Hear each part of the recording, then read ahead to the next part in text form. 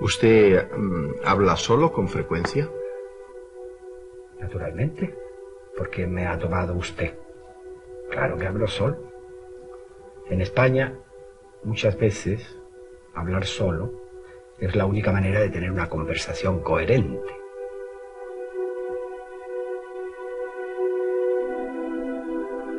¿Soporta mejor a un hombre malvado que a un hombre vulgar? ¿Vulgar en el sentido peyorativo? Uh-huh. Sí, entonces soporto mejor al malvado porque me parece que el malvado descansa de cuando en cuando y el vulgar no descansa nunca.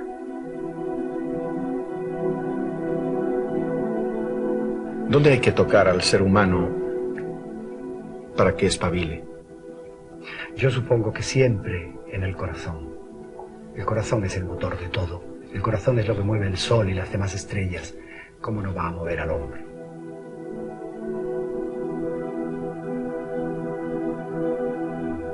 ¿Qué podemos hacer para liberarnos de todos nuestros monstruos? Yo creo que debe haber dos procedimientos.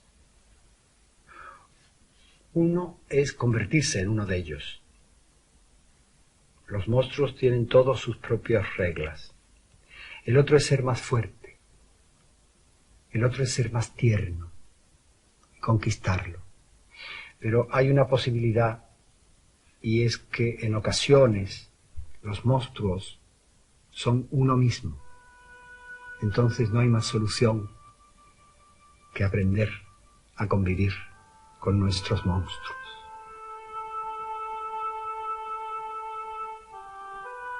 ¿El día más triste de su vida?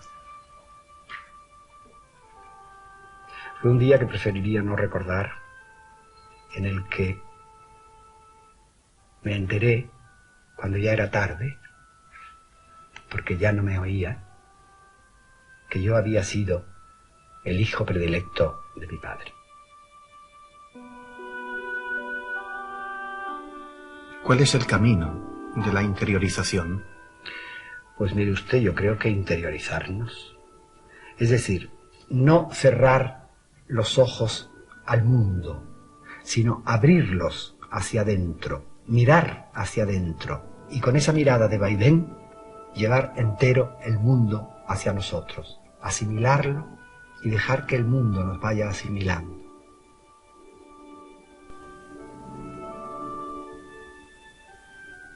Cuando usted se mira al espejo, ¿qué ve? Una porquería.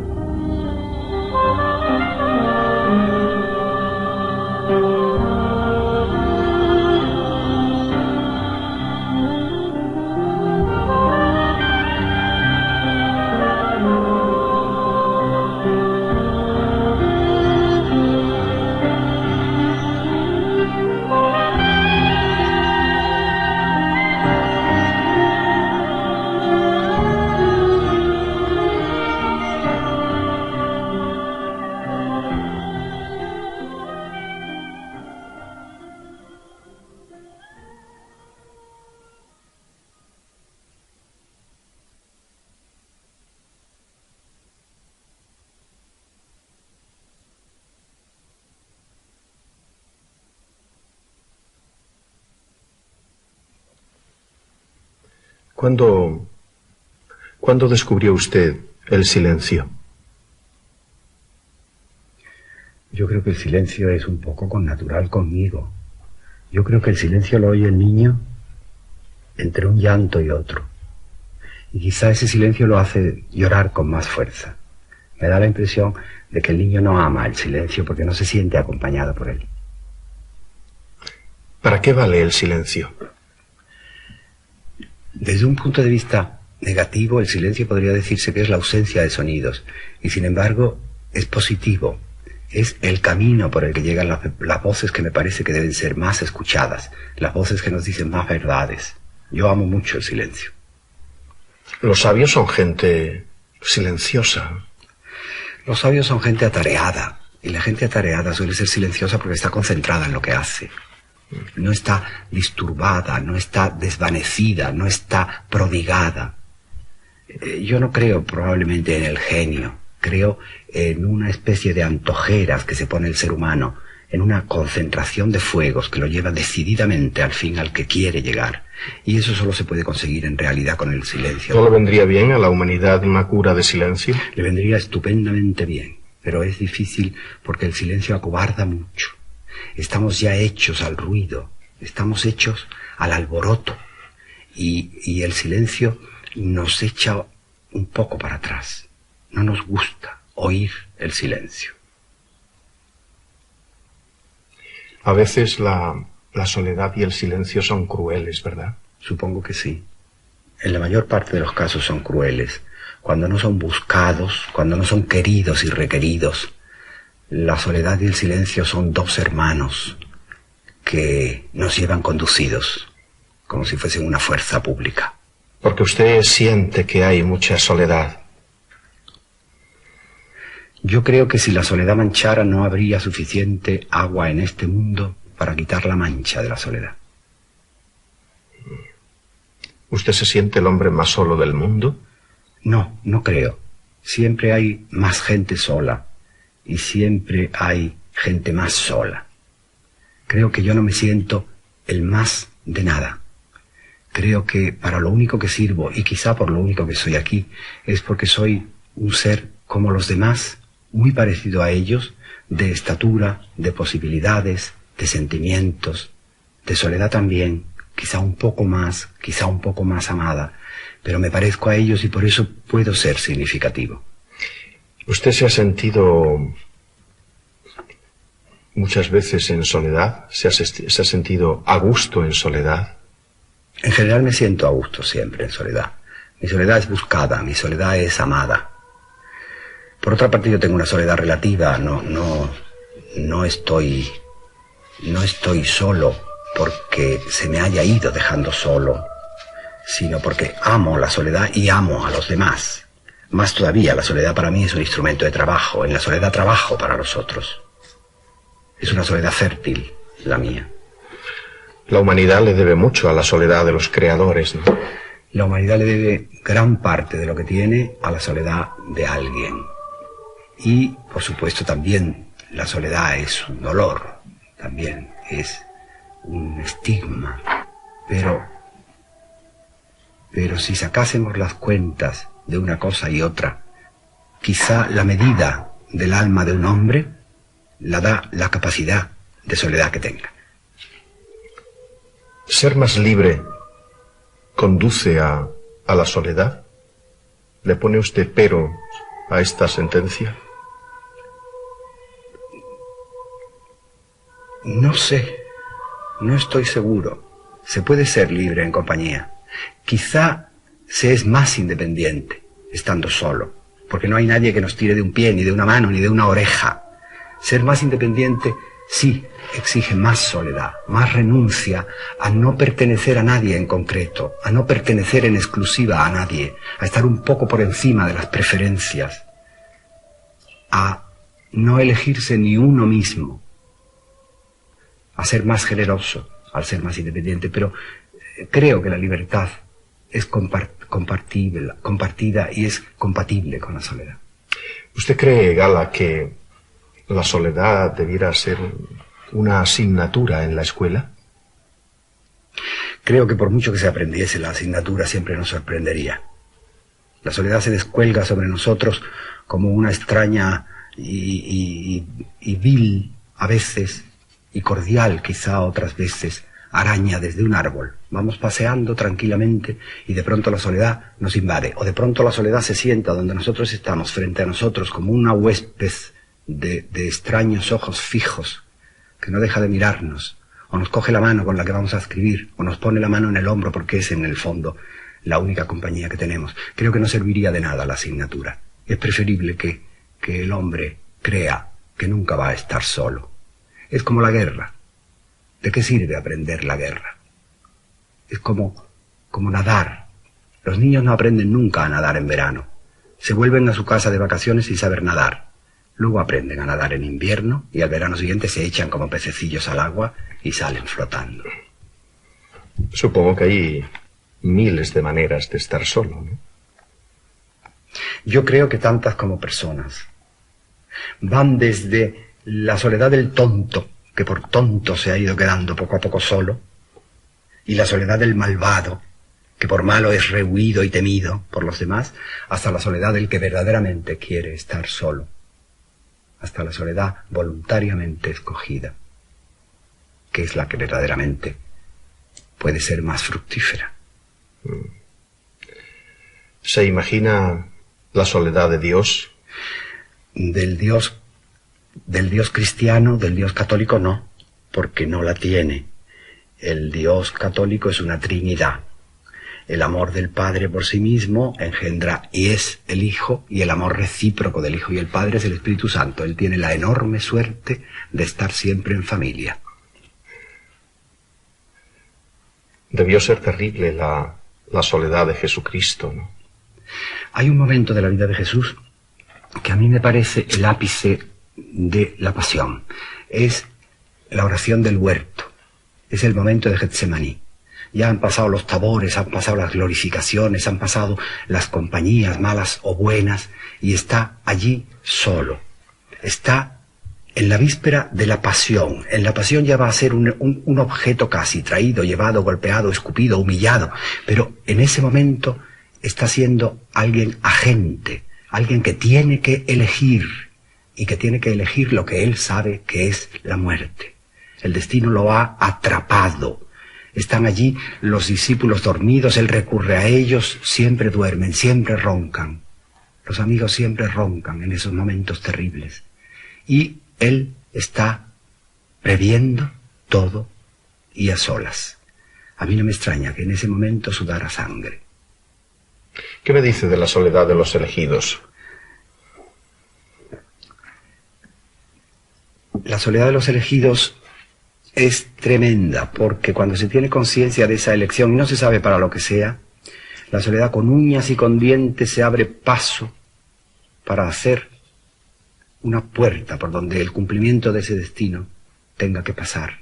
Y en ese momento no hay alrededor sino la torpeza y la incomprensión que no acompañan, es decir, el elegido no tiene auxilio, y por eso quizá haya sido señalado por ese dedo de humo que es el destino, y que no sabemos nunca exactamente qué es lo que pide de nosotros. Me pregunto si la soledad del poder está emparentada con la soledad del éxito. Sí, pero quizá es más grave. En el fondo la soledad del éxito es más continuada porque un éxito reclama otro éxito. La carrera del éxito es muy larga, es un reto largo, un reto sin testigos que pasar de uno en otro y sin relevos. Pero la soledad del poder es más grave porque es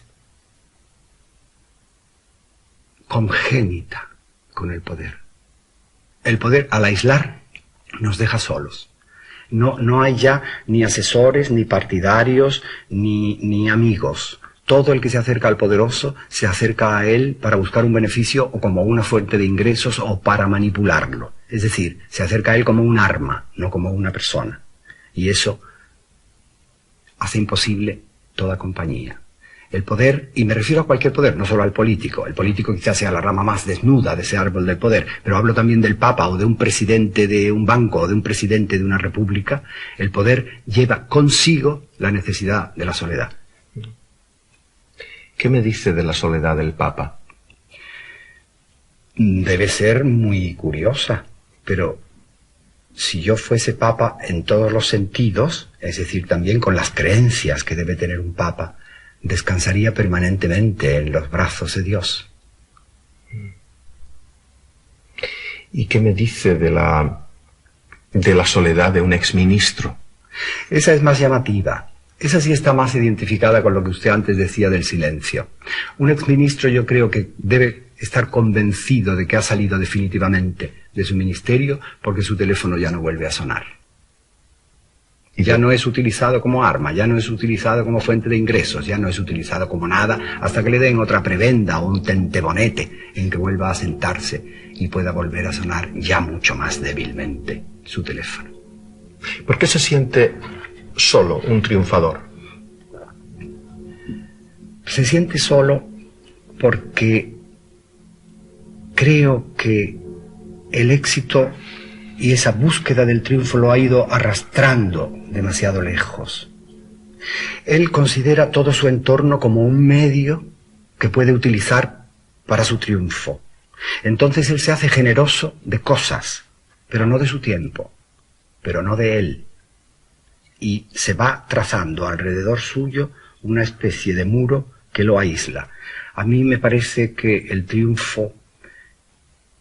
triunfador va siempre a la carrera y cae siempre en brazos de la soledad, porque los momentos que tiene vacíos son precisamente lo que subraya más su soledad. Pero cuesta creer, ¿no?, que un hombre deseado y admirado esté solo, ¿no? Ya, pero es que el deseo, si no es correspondido, no significa nada. El aplauso, cuando se transforma ya un poco en costumbre, no emociona. A mí me da la impresión de que ese muro de que hablaba antes solo se puede abrir por dentro. El de fuera solo puede llamar para que le abran. Por cierto, ¿qué es el aplauso? El aplauso es un ruido para mí. ¿Molesto? No, quizás no el más molesto de los ruidos, pero sí un ruido. El aplauso, cuando suena a su hora, quizás sea como la muerte, uno de los nombres de Dios, pero me parece que se puede vivir muy bien sin él, se puede vivir imaginándoselo. Siento que a usted la multitud no le acompaña, Gala. No creo, la multitud nunca, porque la multitud masifica, la multitud despersonaliza, ya no hay rostros. El público es siempre el monstruo de las 1000 cabezas y no se ve ninguna. De uno en uno siempre es mejor. He hablado de la soledad del éxito, pero ¿qué me dice de la soledad del fracaso? Yo no sé, casi es menor. ¿Sí? Sí, porque hay una especie de compasión por el fracasado.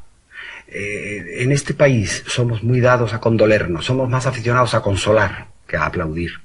Y al fracasado además siempre le queda la esperanza. Usted fíjese en ese personaje tan curioso que es la novia del torero. En el fondo, quizá inconscientemente ella desea que el torero fracase, porque a la vuelta al hotel estará sola con él. Si no, estarán todos los incondicionales y se interpondrán entre ellos.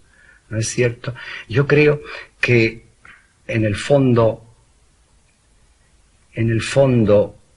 aunque sea con ese pequeño sentimiento de compasión que hace tan superior al que compadece, la soledad del fracasado es menor que la del éxito y se comprende mejor. ¿No será que usted no conoce la soledad del fracaso? Ha habido en mi vida 2 ocasiones en que he sido, por una parte, casi hundido y por otra casi asesinado. Mi nombre ha sido peligroso en 2 ocasiones y entonces se me retiró la compañía. Tuve que tirar el listín de teléfonos de mis conocidos a la basura porque no servía para nada. Me quedaron menos de los que se pueden contar con los dedos de una mano y los teléfonos de ellos me los sabía. ¿Puedo saber por qué? La primera ocasión fue por una moral gazmoña, provinciana y espantosa. La segunda fue por razones políticas. ¿Por qué, Gala, es tan difícil la bondad y tan fácil el desprecio? La bondad yo creo que no es difícil. Yo creo que la bondad es un sentimiento natural.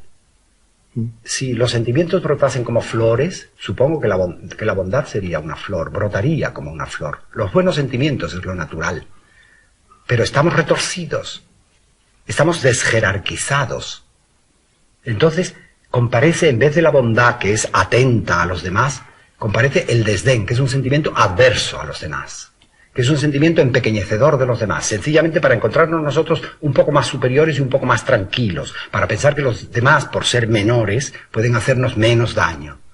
¿Y la ciudad tiene la culpa de algo? La ciudad no tiene la culpa de nada. Siempre estamos intentando que las cosas tengan la culpa de algo. La libertad, amigo Quintero, no solo es elegir, es hacerse responsable de lo que se ha elegido. La ciudad es, como nosotros la hemos hecho. La ciudad puede ser inhabitable, pero es que nosotros somos muy malos habitantes. Si intentásemos entre todos transformar la ciudad, esa ciudad que pensamos diciendo calles para pasear, parques para sentarnos, bancos para cogernos las manos unos a otros, cielos espléndidos para iluminarnos y para brillar de noche, todo eso lo hicimos así. Se ha convertido en un amasijo de hierro, de ruidos, de incomodidades y de soledad. Sí, pero yo creo que la ciudad le hace daño al cuerpo. Sí, pues váyase usted al campo, Quintero, yo me he ido. ¿Y cómo se está? Bien, en mi campo yo estoy divinamente. Pero solo. Porque dicen, los pueblos son iguales. En los pueblos lo que pasa es que se conocen más unos a otros, en que se dicen hoy por ti, mañana por mí, y eso es agradable, en que se va a los entierros con una cierta dosis de alegría, me parece. Se reúnen generalmente en funerales, en procesiones, se sonríen o no se sonríen, y existen rencillas y existen odios, pero los odios también acompañan. Porque el odio quiere decir que alguien te está tomando en cuenta, que alguien sabe quién eres, de quién eres hijo, y los odios son ancestrales. Los bisabuelos también se odiaban. Y esas ramas y esas dinastías significan una afirmación en la tierra. En ese sentido los pueblos son mejores que las ciudades. Pero las ciudades verdaderamente no son ellas las culpables. No son ellas. ¿Encuentra soledad en el mar? Sí, es una soledad renacida. Sobre todo porque el ser humano no tiene nada que ver con el mar. El mar impertérrito está cumpliendo su oficio, malhumorado o tierno, pero completamente ajeno al hombre. No tiene nada que hacer el hombre junto al mar. Él se baña y se cree que el mar se da cuenta, pero está absolutamente equivocado.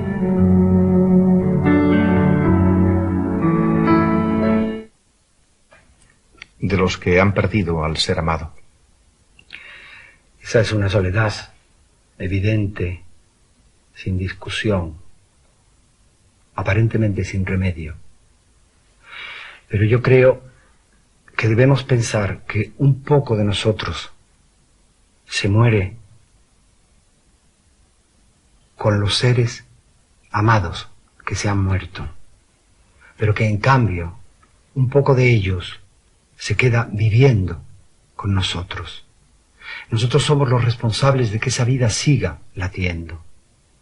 Esa aparente soledad es una forma de compañía secreta que hay que averiguar, que hay que investigar. Es una delegación de vida. Nuestros ojos deben ser prestados para que ellos miren, nuestras manos para que ellos acaricien, nuestro corazón para que ellos sigan latiendo.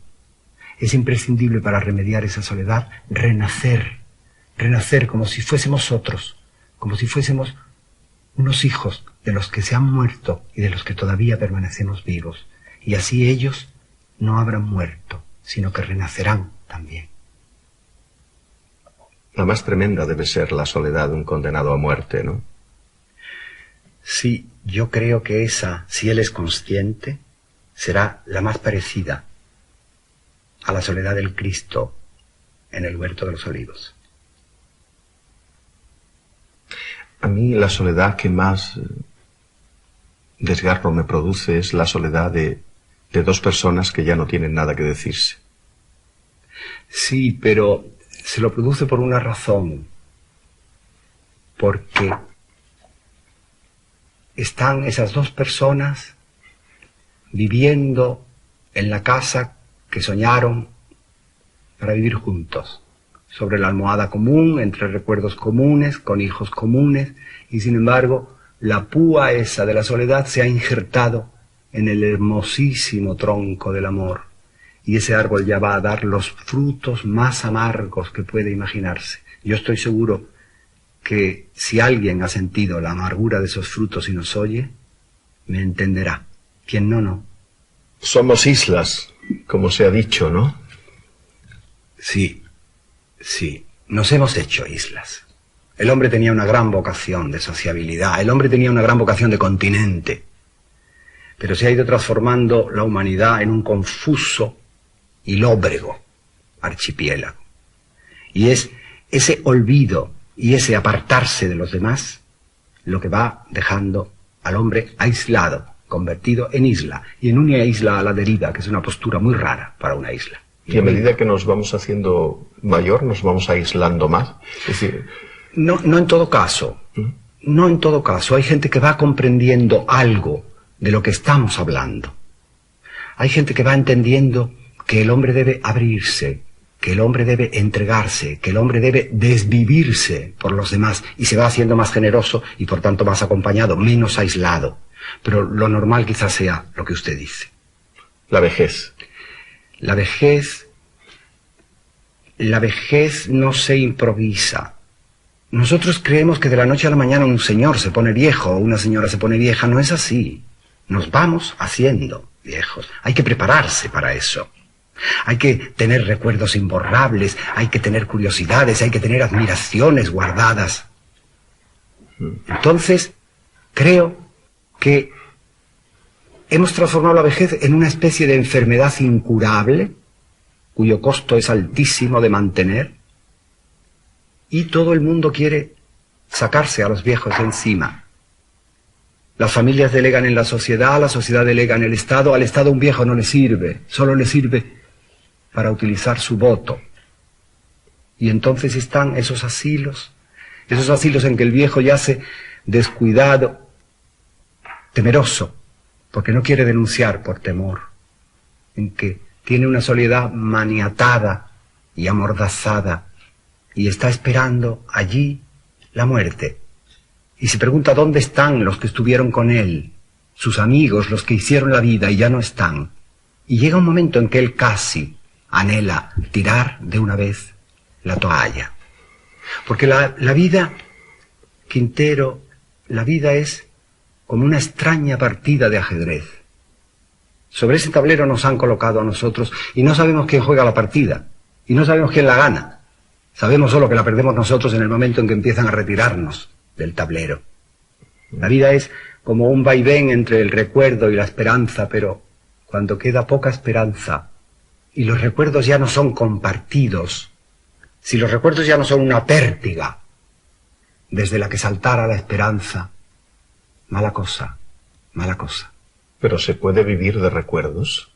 No, pero se puede vivir con los recuerdos, se puede vivir entre recuerdos. La soledad no es esa típica enfermedad burguesa que tanto se habla, la soledad y la depresión. ¿Por qué burguesa? Hay tanta diferencia entre un burgués, un proletario, un aristócrata. Yo no veo ninguna. Veo pequeñísimas diferencias y todas accesorias. La soledad es inmanente en el corazón del hombre. El hombre no quiere estar solo. Es por eso por lo que se ha buscado compañía, por lo que se ha hecho politicón, por lo que se ha hecho urbano, por lo que se ha hecho sociable. Un hombre solo no es un hombre. Un hombre necesita poder contarle a alguien. Escuche usted, por ejemplo, Robinson Crusoe, el gran solo. ¿Por qué se afeita? ¿Por qué se cuida? ¿Por qué escribe? Porque está acompañado por la ilusión de poder contar todo lo que le ha sucedido. Porque está acechando la huella de un pie humano en la arena, sea el que sea, de otra raza, de otra educación, no sabe su idioma. Se llamará viernes, pero aunque se llame viernes de dolores, el hombre no quiere estar solo. Y eso le pasa a todos los hombres. Sin embargo, usted sabe que se dice que los países, o que estadísticamente, ¿no?, los países más civilizados, esos países que se pasan la vida adquiriendo cosas, resisten menos la soledad y hay un mayor número de suicidios. Sí, pero porque probablemente la soledad es mayor allí. El desarrollo lleva consigo el desarrollo también de todos los efectos que ya tenemos en nuestra propia sociedad. El aislamiento, la desazón, la desconfianza, los temores. Y al subrayarse eso, se subraya la incapacidad del hombre para luchar en contra, y hay quien prefiere salir de este juego que desconoce, de esta vida que es un juego cuyo reglamento no sabe, se siente aterrado por ella, humillado por ella, pisado por ella, inútil ya, y se quita del medio.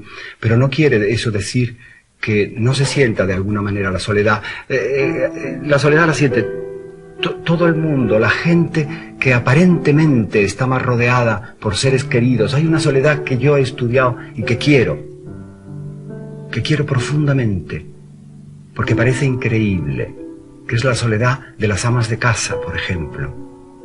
¿Cómo es posible que una ama de casa se sienta sola entre el fragor de la casa sin hacer, de la casa recién hecha, de la casa deshecha, de los niños, del marido que llega, de las exigencias de la cocina, de retirar el plato, continuamente haciendo igual, como una abejita laboriosa? ¿Cómo puede sentirse sola? Y se siente. No se lo quiere confesar ni a ella misma, pero hay ahí como un diagnóstico de una enfermedad que ella desconoce, que le quita las ganas, que le quita las fuerzas. Y cuando los hijos van creciendo y el marido va menguando, ella ya se lo confiesa. De una manera clara, está sencillamente sola. Y eso es terrible, porque oficialmente debía ser la mujer más acompañada. A mí no me extraña, ni sé cómo puede extrañarle a nadie, que un día esa buena, perfecta ama de casa se tire por una ventana o se vaya con el primero que le diga vente conmigo.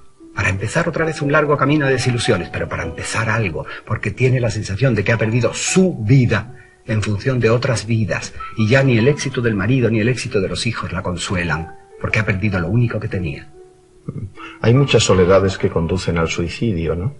Bueno, llevadas hasta sus últimas consecuencias, cualquier soledad conduce al suicidio. La del dolor, por ejemplo. Fíjese usted la soledad del dolor.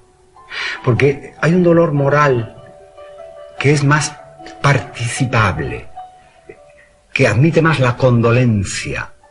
Pero ese dolor físico, que es como un destierro, como un confinamiento, que te deja extramuros de todo. Ese dolor para el que no hay un termómetro, como para la fiebre. Tú no puedes contarle a nadie lo que te duele, se necesita que le duela a él. La gente que viene a visitar, quizá por cumplir una hermosa obra de misericordia, de visitar a los enfermos, se cansa de visitar a los enfermos crónicos. Y ese dolor va dejándonos desnudos, enfrentados solo con él y con la amenaza que representa. Y se trata de un sufrimiento un poco inútil. Porque si el sufrimiento no es asimilado, de verdad no ennoblece. De verdad no dignifica. La vida solo empieza a hacer de oro lo que toca cuando esa soledad del doliente ya se ha hecho generosa y se ha transformado en algo superior. Todos los gestos humanos tienen como una soledad que los acompaña.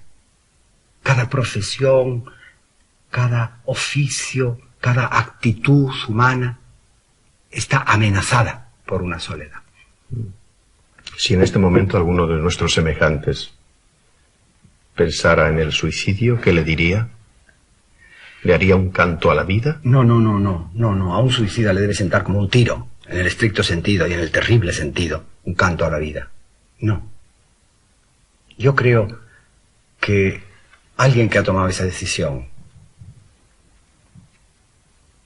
debe sencillamente volver a pensarlo. No darle otra oportunidad a la vida que no lo necesita. Darse otra oportunidad a sí mismo. Me parece que todos los partidos tienen un segundo tiempo y es imprescindible jugar el partido entero. Lo que suceda al final ya es cosa de él y de la vida. Pero creo que en principio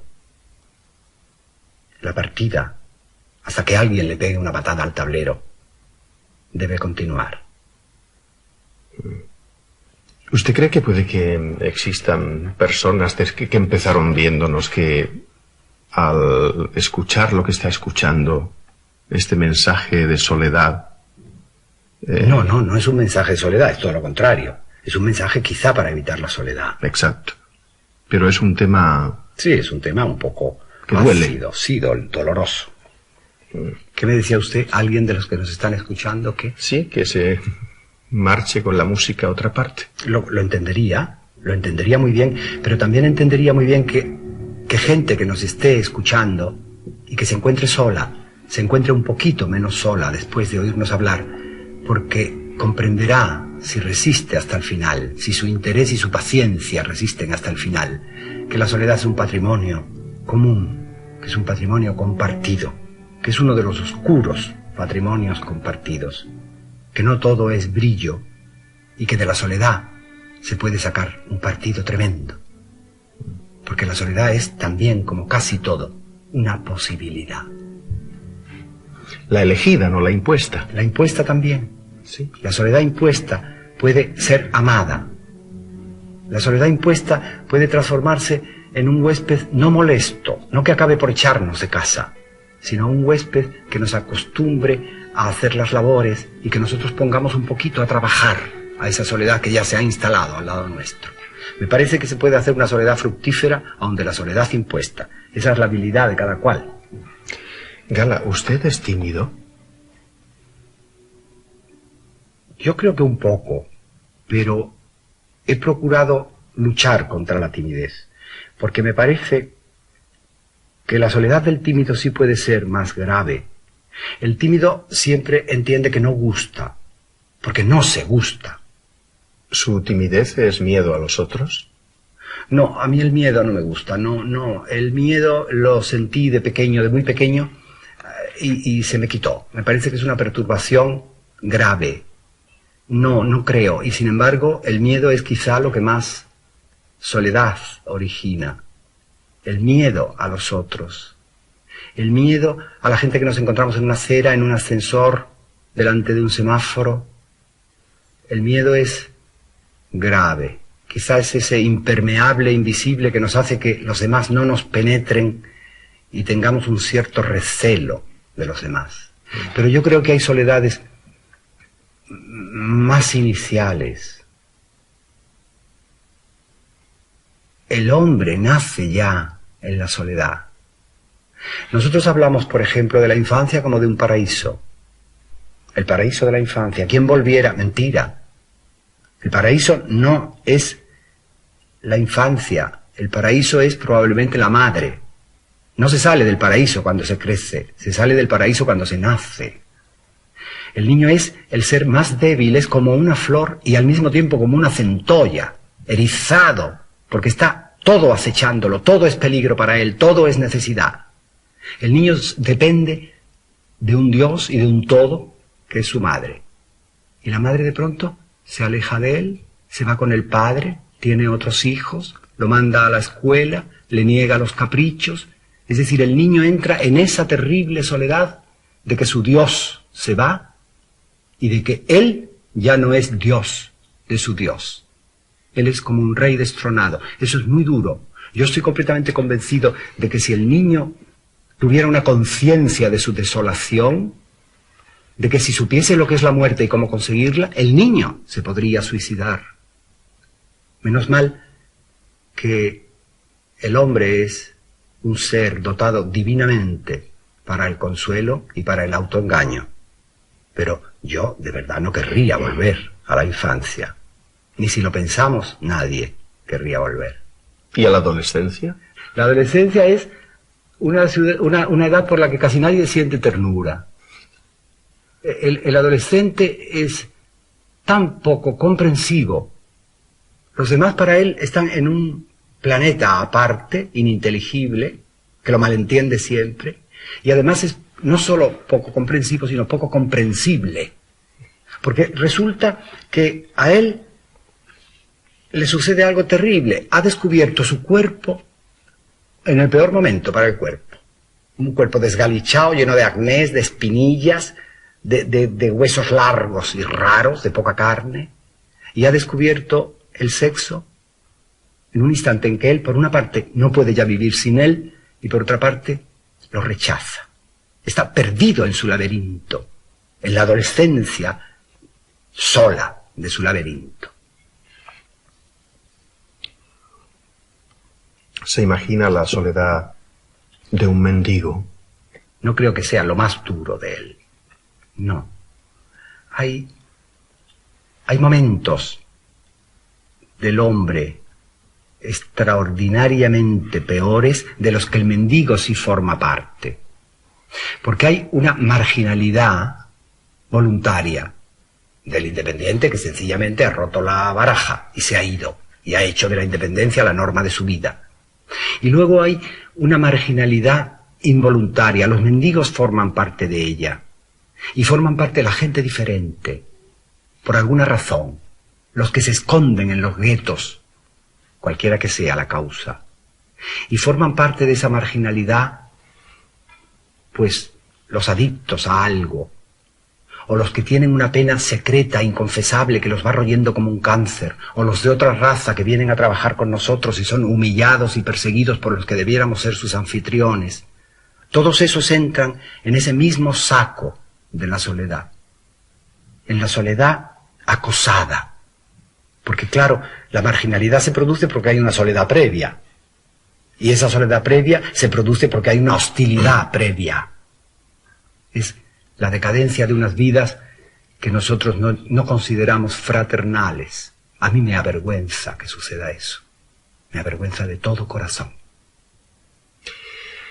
¿Y no es para avergonzarnos también que el hombre se sienta solo con tanta gente en el mundo? Todos estamos siendo culpables de que esa soledad se produzca. Cada uno va a lo suyo. Y si cada uno va a lo suyo, está solo en lo suyo. No hay nada común. No hay nada por lo que se pueda ir del brazo con los otros, pasar una mano por encima de un hombro, cruzar una mirada. No existe ningún fin común, pues si no existe ningún fin común, la multitud será inútil. Estaremos solos de uno en uno. Y será nuestro castigo. Muy bien, pues en el pecado estamos teniendo la penitencia. Yo creo de verdad que el que quiera salirse de esa norma de vida, de esa estúpida norma de vida, puede salirse. Yo lo he hecho e invito a quien quiera que me siga. Pero usted cree de verdad, Gala, que hay alguien que quiera estar solo. Sí, lo que quiero creer es que todo el mundo querría estar acompañado, pero tampoco es eso cierto. Fíjese usted que nos vamos desde los sitios pequeños en que vivíamos, por ejemplo, ya que hablé antes de desarraigo, nos vamos a las grandes ciudades. ¿Y qué sucede en las grandes ciudades? Las que nos prometían la exaltación del amor, la fortuna, nos dejan luego en la estacada. Las grandes ciudades que nos dirían, nosotros serás más libre, nos encarcelan en unos minúsculos apartamentos. Nos sentimos absolutamente amenazados en ellas. ¿Pero por qué?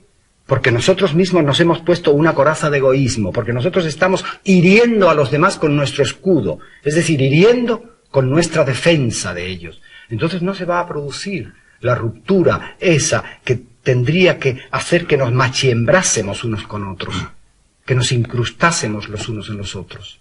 Y entonces, naturalmente, se produce eso que usted dice, la pregunta que me acaba de hacer. Hay alguien que ama la soledad. Una soledad verdadera, no la soledad compungida del que no quería la soledad y le ha sido impuesta. Era el hombre un lobo solitario que por no estar solitario se agrupa y de repente desde esa agrupación empieza a sentirse mucho más solitario. Un lobo aullando a la luna y echando de menos aquella soledad primera que tenía, porque al fin y al cabo era menos ofensiva que la que tiene ahora. ¿Cómo no va a querer la gente estar sola? Habrá gente que quiera de verdad separarse de la manada de una vez. ¿Cuántos de los que nos escuchan esta noche estarán o se sentirán solos? En algún momento quizá todos. Hay horas más propicias para la soledad.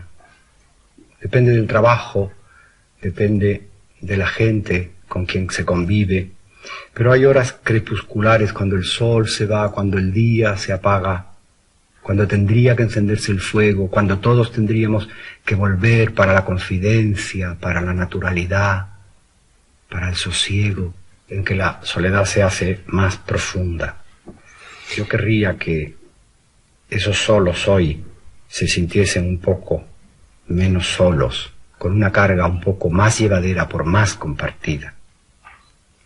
¿Qué le dice desde aquí al joven incomprendido que se siente diferente y que no encuentra camino para comunicarse con los demás? Ningún corazón humano es del todo comprendido. Y todos somos diferentes. Más o menos, ¿qué es lo normal, lo frecuente? Pero lo infrecuente es quizá más hermoso. Yo le diría que mirara bien a su alrededor, porque probablemente encontrará enseguida alguien igualmente incomprendido y diferente con la misma diferencia. Me parece que saltará ese pájaro súbito de una mirada en otra, que confíe y espere. ¿Qué le dice desde aquí a esa muchacha solitaria, con una soledad insoportable? Sí, comprendo. La comprendo muy bien. Pero el tiempo y la esperanza tienen suaves los dedos para cerrar las llagas. Unas llagas que creemos que no se van a cerrar nunca, que va a crecer hierba sobre ellas. Yo le diría quizá que la parte más oscura de la noche es precisamente la que precede al amanecer, que confíe también y que tenga misericordia con ella misma. ¿Y al ama de casa que se siente todo el día sola? A esa le diría que confirme de verdad que es el ama de la casa, que es la gran reina, que si no se lo cree pruebe a ponerse enferma un par de días y verás cómo a su alrededor todo es desbarajuste y desconcierto. Que comprenda que su misión está cumpliéndose y que su vida probablemente sea ser generoso con las demás vidas. Me parece que el interés y la paciencia son justamente sus armas. Ella no debe creerse que está sola. Lo que sucede es que está un poco rodeada de amantes sordomudos. Ya la echarán de menos. ¿Y qué le dice a ese hombre y a esa mujer que vive en la soledad en compañía? Que no dejen de ejercer esa capacidad que no desaparece nunca del perdón, de anudar y de reanudar, de confiar y de confiarse, de desenmascararse uno delante del otro quedándose en el puro hueso si es preciso, y que, en último término, eleven juntos un recurso de amparo ante el Tribunal Constitucional del Amor, que siempre es un poco más piadoso que los otros tribunales. ¿Y qué le dice a ese poeta aguardillado y rebelde que le parece este mundo una mierda y nosotros también? Ese poeta tiene la primavera en el corazón. Ese no necesita que se le diga nada. Él nos podría llenar de cosas, de mensajes, de versos, y haría bien. Pero que se dé cuenta de que el arma que tiene no debe usarla nunca contra otro, ni tampoco contra sí mismo. ¿Y qué le dice no al que busca la soledad, sino al que huye de la soledad? Que cuando se muda uno a caballo para huir de sí mismo, lleva toda la soledad, todas las virtudes, todas las cualidades y todos los defectos en el anca del caballo, que es inútil huir de la soledad porque la soledad va dentro de nosotros. Estamos inmersos en ella, la soledad es inmanente en el alma de un hombre y es un germen interior. No se puede huir, que se baje del caballo y la afronte. ¿Qué mundo le gustaría dejarle a sus hijos? Hombre, a mí me gustaría sobre todo dejarle algunos hijos al mundo. Y luego, quizá, que ellos hiciesen el mundo a su manera. Yo los habría preparado lo mejor posible. ¿Cuál es su utopía? La vieja utopía del hombre. Llegar otra vez a la libertad. Llegar otra vez a la igualdad. Llegar a la fraternidad. Mientras eso no se consiga, el hombre verdaderamente seguirá siendo un lobo para el hombre. ¿Cómo es la Andalucía de sus sueños? La Andalucía de mis sueños es como pensamos que fue. Culta, tolerante, generosa, justa, hospitalaria y fructífera. ¿Cómo es la Andalucía real? Es un poco el proyecto frustrado de mi sueño.